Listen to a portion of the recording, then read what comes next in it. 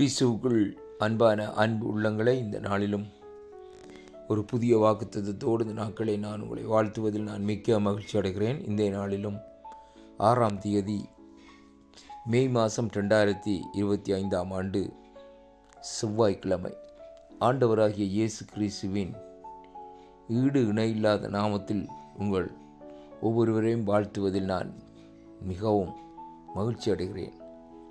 இந்த நாளிலும் வேத தியானத்திற்கு எடுத்துக்கொண்ட பகுதி யாக்கோபு 4ஆம் அதிகாரம் 10வது வசனம். கர்த்தருக்கு முன்பாக தாழ்மைப்படுங்கள், அப்பொழுது கர்த்தர் உங்களை உயர்த்துவார் என்று இந்த வேத பகுதி நமக்கு சொல்லுகிறதை பார்க்கிறோம். இந்த வேத பகுதியில் நாங்கள் பார்க்கிற 2 காரியங்கள், தாழ்மை, உயர்வு என்று சொல்லி இந்த நாட்களிலே பார்க்கிறோம்.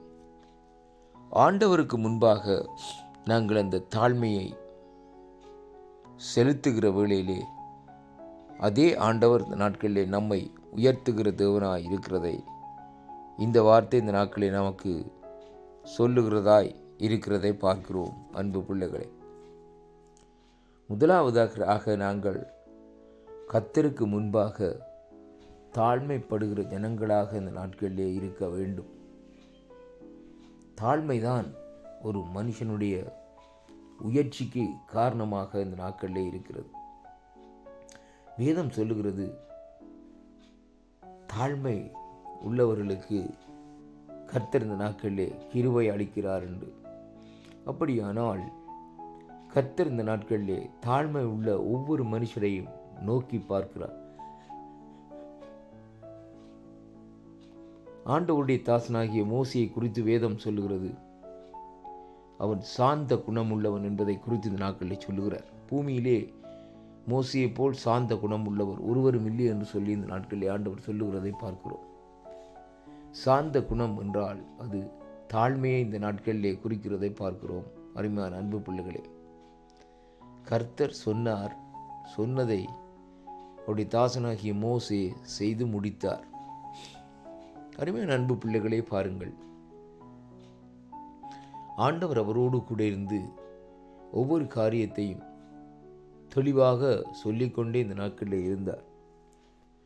அவர் எல்லாவற்றையும் இந்த நாட்களிலே செய்து முடித்தார் என்பதைத்தான் வேதம் நமக்கு சொல்லுகிறதை பார்க்கிறோம். அதே விதமாக இன்றைக்கு நாங்கள் ஆண்டவருக்கு முன்பாக எவ்வளவாக தாழ்மைப்பட வேண்டுமோ அப்படியாக நாங்கள் தாழ்மைப்பட்டு இந்த நாட்களில் இருப்போமா இருந்தால் ஆண்டவர் நம்மை இந்த நாட்களில் உயர்த்துவராய் இந்த நாட்களில் இருக்கிறார் என்பதைத்தான் இன்றைக்கு இந்த வார்த்தை ஊடாக நாங்கள் பார்க்கிறோம். தாழ்மை உயர்வுக்கு ஒரு படியாக இந்த நாட்களில் செயல்படுகிறதை பார்க்கிறோம். அன்பு சகோதர சகோதரிகளே, இந்த நாளிலும் தாழ்மை என்று சொல்லப்படுகிற காரியம் இந்த நாட்களிலே எல்லாருக்கும் வருகிற காரியம் அல்ல. அவர்களுக்கு இந்த நாட்களிலே வருகிற காரியங்கள் இந்த நாட்களிலே பாருங்கள், பெருமைதான் இந்த நாட்களிலே இந்த பூமியிலே தலை தூக்கி ஆடுகிறதை காணக்கூடியதாக இருக்கிறது. கர்த்தருடைய ஊழியங்களாக இருந்தாலும் சரி, என்ன காரியங்களாக இருந்தாலும் சரி, நான் அதை செய்தேன் என்று சொல்லி இந்த நாட்களிலே பெருமையை குறித்து இந்த நாட்களிலே பேசிக்கொண்டே இந்த நாட்களிலே இருக்கிறார்கள். ஆனாலும் பரிசுத்த வேதாகமம் நமக்கு கற்றுத்தருகிற ஒரு அருமையான காரியம் என்னவென்றால், தாழ்மை என்பதை தான் இன்றைக்கு நாங்கள் பார்க்கக்கூடியதாக இருக்கிறது.